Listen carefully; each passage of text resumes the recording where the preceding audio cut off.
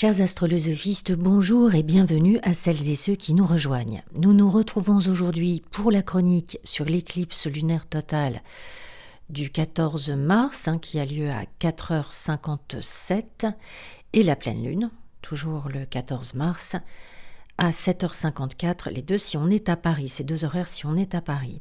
La pleine lune a lieu à 23,56 dans le signe de la Vierge. Elle est conjointe au nœud sud à 27,23 dans le même signe. La conjonction exacte avec le nœud sud a lieu quelques heures auparavant, c'est-à-dire en même temps que l'éclipse. La pleine lune est en sextile à Mars à 18,53 dans le Cancer. Elle est évidemment opposée au Soleil en Poisson, mais aussi à Saturne à 22,19 au nœud nord à 27,23 et à Neptune à 29,23 également dans les Poissons. La pleine lune est en trigone à Uranus à 24,2 dans le Taureau et en trigone montant à Pluton à 3,12 dans le Verseau, mais ce dernier trigone dans des différents éléments est assez faible, même s'il est montant, même s'il le sera dans quelques jours pour le moment. Ce n'est pas tout à fait le cas. Alors, Mercure, qui maîtrise cette pleine lune, et cette éclipse donc, est dans sa période pré-rétrograde. Il sera rétrograde le lendemain, donc vraiment quelques heures après, à 7h47 du matin. Il est à 9,31 du Bélier et il est conjoint à Vénus, qui est déjà rétrograde à 7h44 également dans le Bélier. Mercure est en carré à Mars en Cancer, en sextile à Jupiter à 13,34 dans les Gémeaux, et enfin Mercure est en semi-carré à Uranus en Taureau. Alors lors d'une éclipse lunaire totale, la Terre s'interpose entre le Soleil et la Lune, projetant son ombre sur cette dernière. Cet alignement parfait des trois astres se produit uniquement lors d'une pleine lune, lorsque la Lune traverse l'ombre de la Terre qui se divise donc en deux zones, la pénombre où la lumière solaire est partiellement bloquée et l'ombre où elle est totalement occultée. Lorsque la Lune entre dans l'ombre terrestre, elle prend une teinte parfois rougeâtre due à la diffusion et à la réfraction de la lumière solaire par l'atmosphère terrestre. Symboliquement, une éclipse lunaire totale représente une phase de culmination et de révélation, mais aussi de transformation et de libération. La pleine lune, qui est déjà un moment d'achèvement et d'éclairage, est ici amplifiée par l'effet de l'éclipse, mettant en lumière des dynamiques cachées, des vérités enfouies, ou des émotions profondes souvent refoulées. L'obscurcissement temporaire de la Lune évoque une nécessité de repli et d'introspection, comme si une partie du passé ou de l'inconscient devait être mise en pause pour permettre un changement significatif. Sur un plan symbolique, il s'agit d'un moment propice pour clôturer un cycle, abandonner des schémas devenus obsolètes et opérer un détachement nécessaire à notre nouvelle évolution. Alors selon le signe astrologique et les aspects impliqués, une éclipse lunaire peut mettre en évidence des crises émotionnelles, des prises de conscience radicales ou des événements marquants qui accélèrent des transitions inévitables. Elle agit comme un catalyseur de transformation et incite à laisser derrière soi ce qui n'a plus lieu d'être pour s'ouvrir à un renouveau, souvent dans une forme de lâcher-prise et de réalignement intérieur. Alors, notre pleine lune éclipsée, c'est pas très joli comme terme, mais on va l'utiliser quand même, est en Vierge et conjointe au nœud sud. Alors, cela marque une phase de libération, de purge et de prise de conscience liée à des schémas obsolètes, particulièrement dans les domaines de l'organisation, du travail, de la santé et du service. La Vierge, signe de terre, gouvernée par Mercure, incite à une approche méthodique et pragmatique, mais sa conjonction au nœud sud, qui est un point karmique de détachement, pousse à abandonner des habitudes excessivement perfectionnistes, des comportements de contrôle ou des routines devenues trop rigides aujourd'hui. Cette éclipse peut mettre en lumière des déséquilibres dans notre mode de vie qui nécessitent de revoir certaines habitudes alimentaires, par exemple, professionnelles ou mentales, qui ne sont plus bénéfiques, qui ne nous sont plus bénéfiques.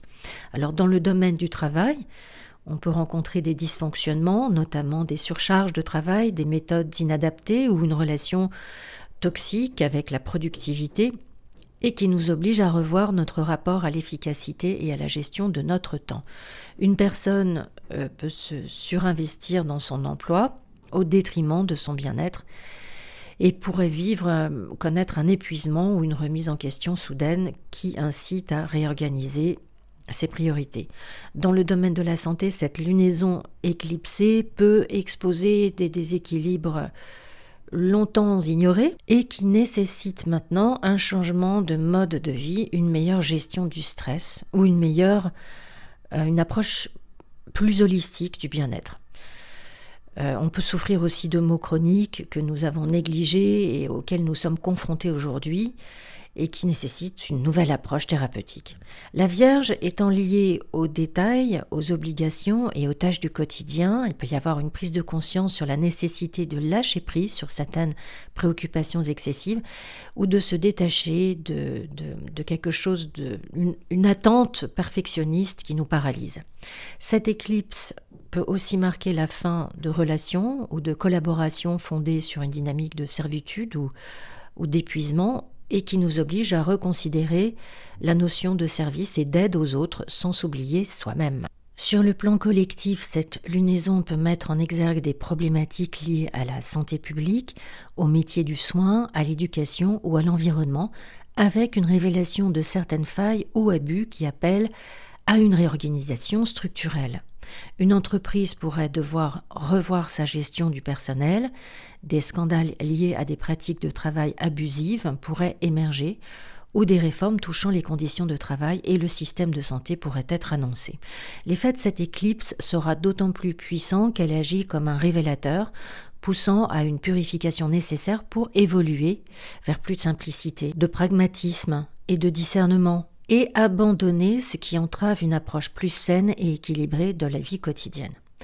La pleine lune en Vierge, opposée donc au Soleil, à Saturne et à Neptune, et au nœud nord en Poisson, met en lumière une tension entre logique et intuition, ordre et chaos, discipline et lâcher-prise. La lune en Vierge cherche la maîtrise par l'analyse, l'organisation et la gestion des détails, tandis que un Soleil en Poisson, accompagné de Saturne et Neptune, dissout les repères habituels et favorise une forme de flou. Alors c'est très créatif tout de même.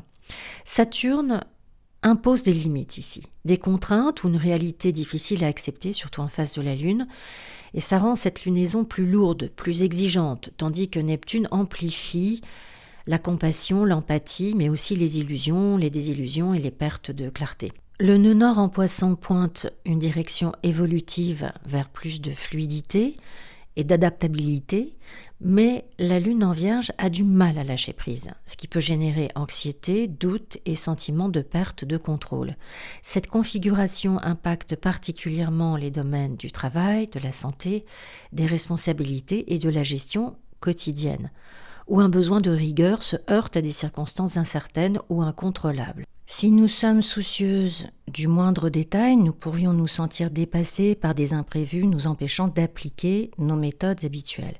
Et si nous sommes plus intuitives, nous pourrions ressentir la nécessité de structurer davantage notre vie face à une désorganisation croissante.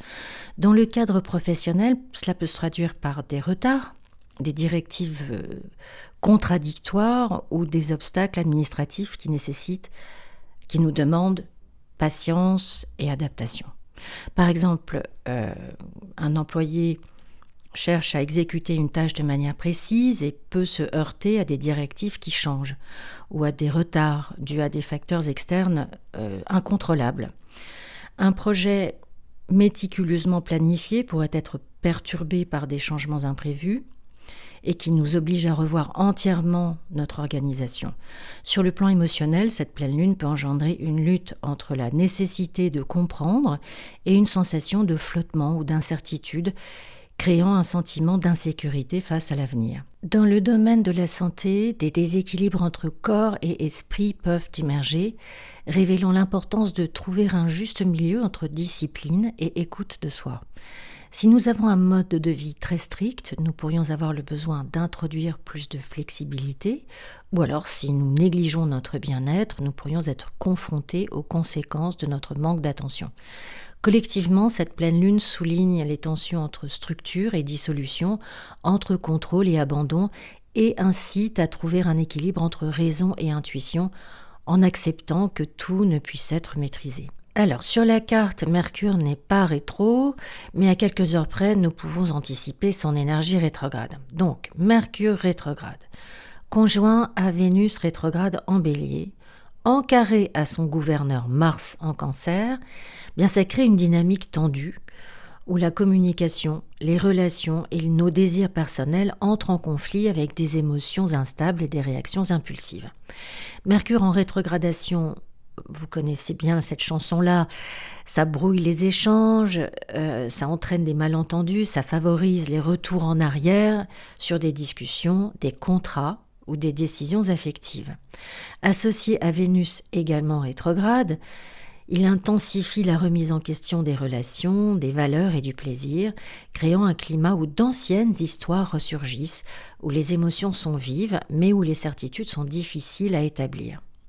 En Bélier, cette conjonction, Mercure-Vénus donc, pousse à exprimer des désirs avec passion, mais aussi avec précipitation, au risque d'engendrer des tensions ou des décisions impulsives qu'il faudra revoir de toute façon quand tout ça repassera direct. L'orgueil, l'immaturité, les caprices, la brutalité, l'irresponsabilité sont les attitudes qui peuvent retourner toute une situation contre nous-mêmes. Le carré avec Mars en Cancer ajoute une charge émotionnelle instable et crée un conflit entre l'affirmation personnelle et la sensibilité exacerbée, entre le besoin d'action et une tendance à réagir de manière défensive ou passive-agressive. Le passif-agressif, ça va vraiment être à toutes les sauces là, en ce moment. Cette configuration impacte particulièrement les domaines de nos relations amoureuses, de nos échanges professionnels et des décisions financières, où l'impatience et la frustration peuvent générer des conflits qui sont évitables. Nous pourrions vouloir raviver une relation passée sous l'effet de la nostalgie, mais se heurter à des tensions qui ne sont pas encore résolues, ou encore être confrontés à des disputes où la communication devient plus agressive et mal maîtrisée. Dans un cadre professionnel, des négociations en cours pourraient être ralenties par des désaccords ou des revirements brusques, tandis que sur le plan financier, des décisions prises sous le coup de l'impulsion pourraient s'avérer précipitées et nécessiter des ajustements. Mars en Cancer, gouverné par l'émotion plus que par la logique, accentue la susceptibilité et rend les réactions plus instinctives que rationnelles, ce qui peut provoquer des disputes au sein des couples, des familles ou des équipes de travail. Par exemple, on peut mal interpréter une remarque et réagir de manière excessive et déclencher un conflit évitable si l'échange avait été abordé avec plus de recul et de maturité. Cette période demande donc une grande prudence dans nos communications, une réflexion approfondie avant toute prise de décision et une gestion consciente de nos émotions pour éviter que frustration et rancœur ne prennent le dessus. Toutes ces dynamiques entre le bélier et les poissons, c'est une révélation de nos désirs les plus authentiques, de notre ambition, de notre envie d'indépendance, et c'est parfaitement légitime. Mais nous ne pourrons pas honorer convenablement ces énergies si nous les imposons aux autres. L'ADN des poissons, et avec toutes ces planètes en poisson, avec le nœud nord en poisson, c'est l'empathie, littéralement. Être en contact avec le tout sensible, le tout avec un T majuscule. À ne pas confondre avec la sensiblerie. Ici, c'est une énergie qui peut s'avérer absolument féroce, un contre-pouvoir avec lequel il faudra compter. Individuellement, il s'agit de grandir et de défendre notre légitimité, notre place, notre projet avec maturité, en articulant nos intentions. Les cris, les menaces, la brutalité, les claquements de porte peuvent signer la fin de notre projet sans possibilité de résoudre les conflits. Alors on voit bien que l'exercice est compliqué et que des adultes plus vieux et supposés plus sages que nous sont en train de s'y casser les dents en ce moment, mais justement, prenons le temps de la réflexion, dans le calme et au repos, ce qui veut dire de sortir de la réactivité systématique et en période de rétrogradation mercurienne, de bien vérifier ce que nous avons compris des messages que nous recevons. Et la réciproque est vraie, de bien vérifier que ceux qui reçoivent nos messages les ont bien compris aussi. Alors, quels outils sont à notre portée ici ? Eh bien, Notre pleine lune est en trigone à Uranus en taureau, et cela ajoute une dynamique de renouveau et d'innovation. Ça facilite une transition vers des solutions plus efficaces et plus en accord avec nos besoins actuels. Cela peut se traduire par des changements imprévus, mais bénéfiques dans la gestion du travail, par une nouvelle approche de notre bien-être ou une rupture avec des méthodes qui sont à présent dépassées.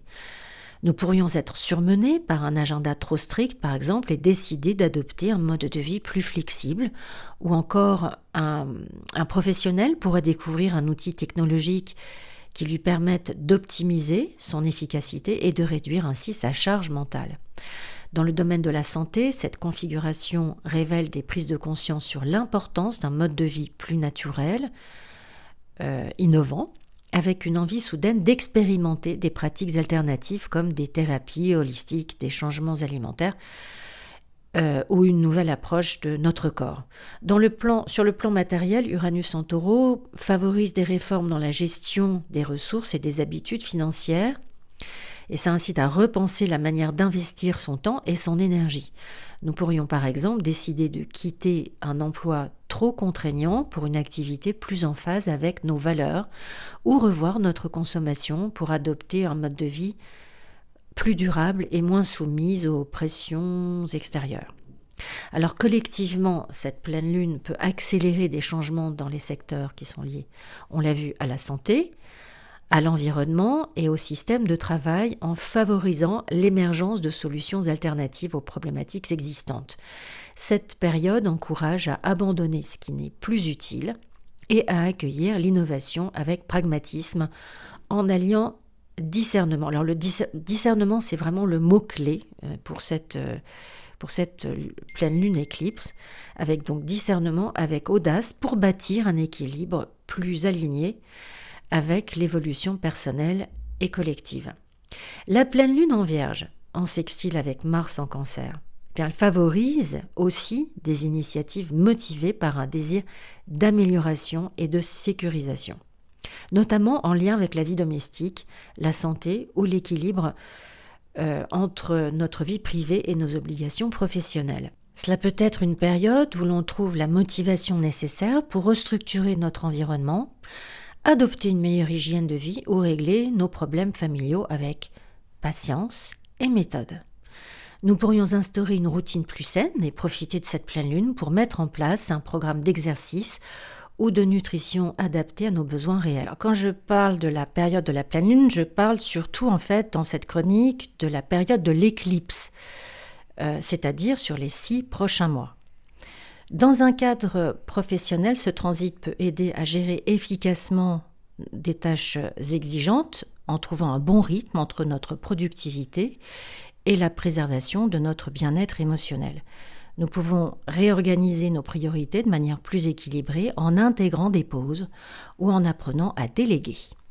Sur le plan relationnel, cette configuration nous aide à adoucir des conflits, justement, en permettant d'exprimer nos émotions avec discernement, ce qui peut favoriser une meilleure communication dans nos relations familiales et nos relations professionnelles. Par exemple, un désaccord avec un proche pourrait être abordé avec plus de patience et de compréhension. Et en conscience, tout cela, c'est ça qui change la donne et qui permet d'apporter des solutions pragmatiques plutôt que de s'enliser dans des tensions émotionnelles. Collectivement, cette pleine lune encourage à des initiatives visant à améliorer le bien-être général, à structurer des projets d'entraide ou à renforcer des mesures de protection dans des domaines liés à la santé, au social et à l'éducation. Elle favorise une approche équilibrée entre l'action et la réflexion, et ça permet d'agir avec méthode tout en restant à l'écoute des émotions et des besoins profonds. Mercure rétro, conjoint à Vénus rétro en Bélier, en sextile à Jupiter en Gémeaux. C'est pas mal ça. C'est pas mal parce que ça favorise une phase de réflexion intense sur nos relations, sur la communication et les choix personnels, avec une opportunité d'apprentissage et d'évolution malgré les retours en arrière et les révisions nécessaires. Parce qu'avec les rétrogradations, c'est vraiment la méthode classique de revoir les choses. La rétrogradation de Mercure et Vénus en Bélier pousse à revisiter des décisions que nous avons déjà prises, des décisions passées, à réévaluer nos liens affectifs et ou nos liens professionnels et à revoir nos désirs et nos ambitions avec plus de lucidité. Ce processus amène des retrouvailles, des discussions laissées en suspens ou des prises de conscience sur la manière dont on exprime nos sentiments et nos idées. Alors le sextile avec Jupiter en Gémeaux, il apporte une ouverture intellectuelle et une capacité à tirer parti des expériences passées pour mieux avancer. Il va stimuler le dialogue, encourager à explorer de nouvelles perspectives et peut même faciliter des solutions là où des blocages semblaient figés. Dans le domaine des relations, cette configuration peut donner lieu à des contacts inattendus ou à des conversations importantes qui permettent de clarifier les malentendus ou à redécouvrir des sentiments autrefois laissés de côté. Par exemple, nous pourrions renouer avec un ancien partenaire ou reconsidérer une relation sous un nouvel angle, en prenant en compte des éléments que nous n'avions pas perçus auparavant. Sur le plan professionnel, ce transit favorise la révision de nos projets en cours, l'amélioration de nos stratégies de communication et la redéfinition de nos objectifs. Alors si on est entrepreneur, on va pouvoir revoir sa manière de promouvoir son activité et découvrir de nouvelles opportunités en affinant notre discours ou en réévaluant notre réseau de contacts. Alors le réseau de contacts ici, il est vraiment flamboyant, on a besoin d'en prendre soin et de lui amener des choses sur lesquelles il puisse travailler. Dans le domaine des finances, nos erreurs passées pourraient être corrigées, c'est important, et des solutions inattendues peuvent apparaître en ce moment pour gérer des investissements ou des dépenses que nous avions mal anticipées. Jupiter en Gémeaux, il apporte une légèreté, une souplesse qui aide à relativiser les tensions liées aux rétrogradations et du coup ça incite à expérimenter, à apprendre de nos erreurs et à saisir des opportunités de croissance même dans cette incertitude générale. Alors collectivement, cette configuration va encourager le débat d'idées, va encourager la redécouverte culturelle ou intellectuelle et une volonté de réajuster les discours publics ou des négociations en cours. Elle favorise une approche plus nuancée des problématiques relationnelles et professionnelles et elle offre une chance de mieux comprendre ce qui doit être réajusté avant d'aller de l'avant avec plus de clarté et d'assurance. Alors la pleine lune en Vierge n'est pas vraiment en trigone de Pluton. Pour être en trigone, il faut que les planètes soient dans le même élément. En tout cas, pas tout de suite. Mais son maître Mercure et Vénus, si. Mercure rétrograde, enfin ils sont en sextile, Mercure rétrograde conjoint à Vénus rétrograde en Bélier sont en sextile à Pluton, en Verseau. Et cela intensifie une période de remise en question profonde de nos relations, de nos désirs et de nos modes de communication. Il existe ici une opportunité de transformation intérieure et de réévaluation des dynamiques personnelles et sociales. La rétrogradation de Mercure et de Vénus en Bélier pousse à revisiter des décisions affectives et à réexaminer la manière dont on exprime nos sentiments, nos valeurs et nos ambitions. Ce processus peut ramener des personnes du passé, on l'a vu, avec Pluton c'est aussi le cas, faire ressurgir des discussions non résolues ou révéler des prises de conscience sur des schémas relationnels répétitifs. Pluton en Verseau, par son influence transformatrice, ajoute une dimension de révélation et de lucidité qui permet d'aller au fond des choses et de comprendre des vérités longtemps ignorées. Ce transit favorise des conversations profondes, parfois dérangeantes, mais nécessaires pour briser des illusions et reconstruire sur des bases plus solides. Par exemple, nous pouvons nous retrouver face à une ancienne ou un ancien partenaire et réaliser qu'une dynamique de pouvoir ou de contrôle a existé dans cette relation et l'a amené à changer son approche dans les sentiments que nous partagions et dans nos attachements. Sur le plan professionnel, cette configuration peut provoquer une réflexion sur la manière dont nous communiquons nos idées et dont nous gérons notre influence sur les autres.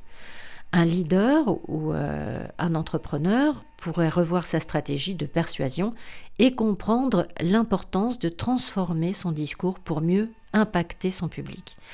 Pluton en Verseau, lié aux révolutions collectives et aux avancées technologiques, eh bien, ça encourage aussi une redéfinition de nos réseaux sociaux, on l'a vu, ou des plateformes de communication. Ça met en lumière des manipulations cachées ou des informations cruciales. Dans le domaine financier, des transactions ou des investissements passés peuvent être remis en cause, qui nécessitent une analyse plus fine des enjeux de pouvoir et des risques sous-jacents. Alors quelqu'un pourrait par exemple reconsidérer une collaboration en réalisant que certaines clauses ou accords n'étaient pas aussi avantageux qu'il lui semblait initialement. Sur un plan plus psychologique, cette configuration incite à affronter ses propres zones d'ombre et à transformer notre comportement impulsif ou destructeur en force plus maîtrisée et consciente. C'est fort comme énergie, ça.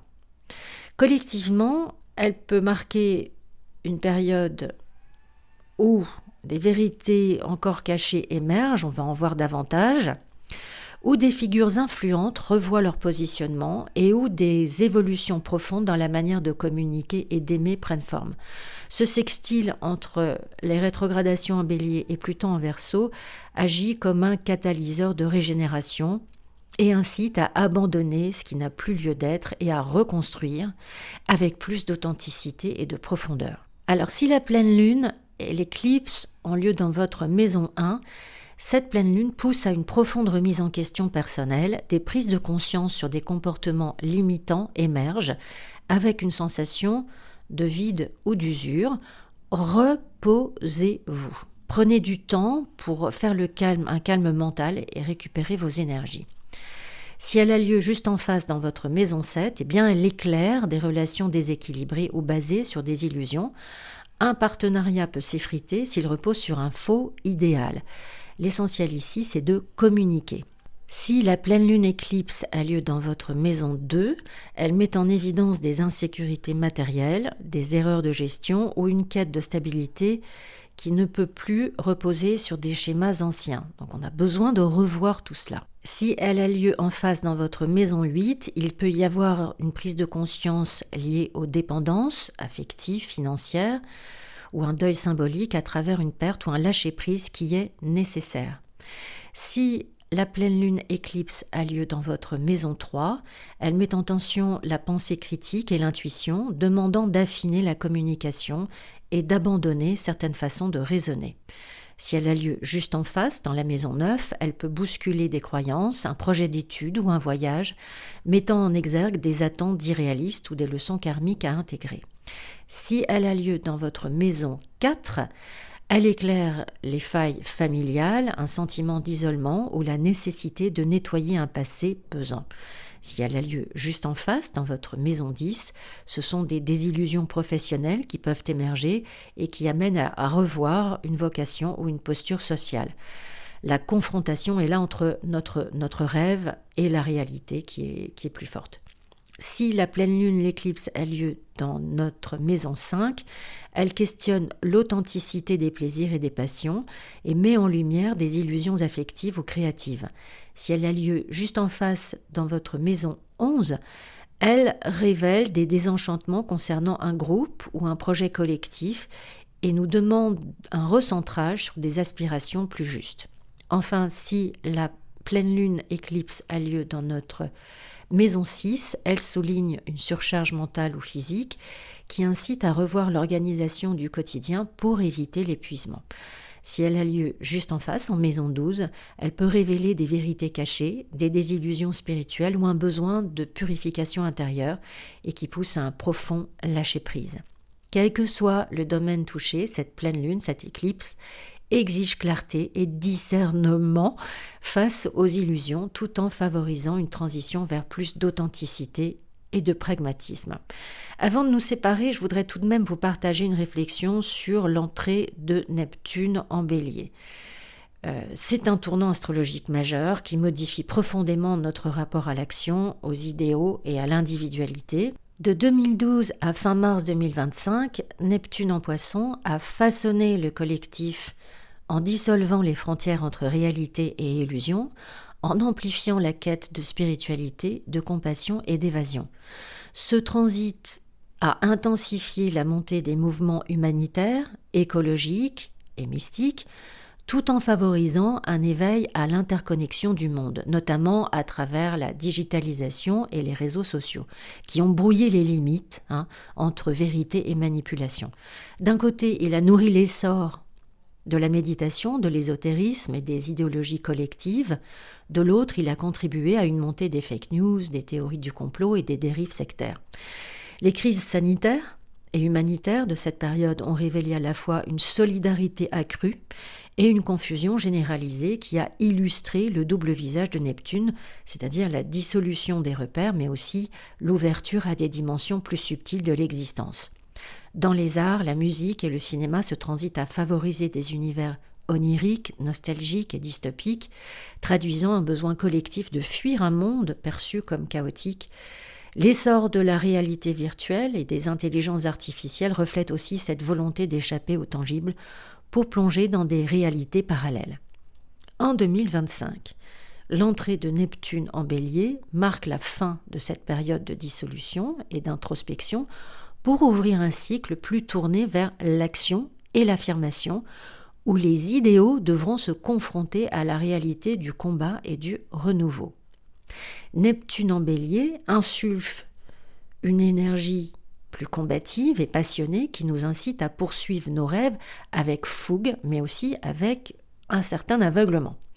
Cette transition peut générer un sentiment d'urgence à agir en fonction de nos aspirations profondes, mais aussi une tendance aux illusions et aux idéaux irréalistes. Dans le domaine personnel, ce changement peut bouleverser notre identité et notre rapport à la volonté. Nous pourrions ressentir un besoin impérieux de prendre notre destin en main, d'amorcer un nouveau départ, parfois de manière impulsive. Il va être essentiel de distinguer ce qui relève d'une inspiration authentique de ce qui pourrait être une fuite en avant. Sur le plan professionnel, Neptune en Bélier peut stimuler la créativité et l'envie de s'engager dans des projets visionnaires ou porteurs de sens, mais aussi créer de l'instabilité en raison d'attentes déconnectées de la réalité.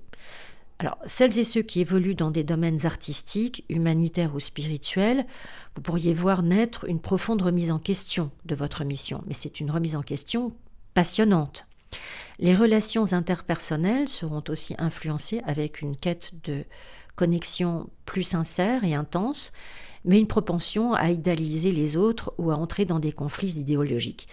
Ce transit invite à redéfinir nos alliances en fonction de nos valeurs communes, mais aussi à se méfier des discours enflammés ou manipulateurs. Enfin, sur un plan collectif, Neptune en Bélier peut être le terreau de révolution. La dernière fois que Neptune est entré en Bélier, soit le 12 avril 1861, le jour même, c'est le début de la guerre de sécession. Bon, au vu de notre actualité et dans l'ordre du possible, tâchons de garder la tête froide. Ce peut être aussi de nouveaux mouvements politiques ou spirituels portés par un besoin de transformation radicale, mais aussi de désillusion face à des promesses impossibles à tenir. Pour naviguer cette période avec équilibre, je pense qu'il est essentiel de conjuguer inspiration et discernement. Discernement est vraiment le mot-clé de cette chronique, avec audace et lucidité. Alors, les gens qui ont leur Saturne natal en Bélier, c'est-à-dire si vous êtes né en 37 et en 38, en 67 et en 68, en 96 et 97, et puis évidemment tous les Béliers, les Balances, Capricorne et Cancer du premier décan, accueillons ce nouveau départ tranquillement, sérieusement, avec maturité. Il existe quelque chose du domaine de notre identité, de notre expression personnelle et de notre autorité à respecter et honorer ici. Voilà, chers astrolosophistes, cette chronique est à présent terminée. Pour une lecture personnelle de l'impact de ces transits sur votre thème natal, n'hésitez pas à me solliciter sur mon site astrolosophie.com ou à l'adresse qui s'affiche à l'écran astrolosophiecafé@gmail.com. Je vous souhaite une magnifique pleine lune, une magnifique éclipse. Prenez bien soin de vous et je vous dis à bientôt sur Astrolosophie.